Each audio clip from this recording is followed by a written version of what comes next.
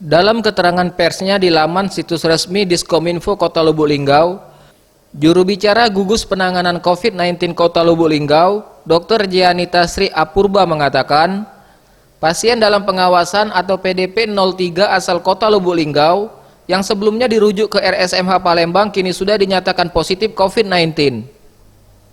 Pasien positif COVID-19 asal Lubuk Linggau tersebut saat ini kondisinya sudah membaik dan masih dalam penanganan di Kesehatan Rumah Sakit Muhammad Husin Palembang.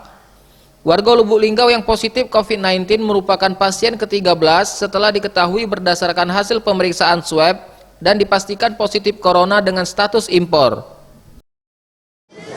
PDP 03 Kota Lubuk Linggau, hasil pemeriksaan swab positif COVID-19 status impor.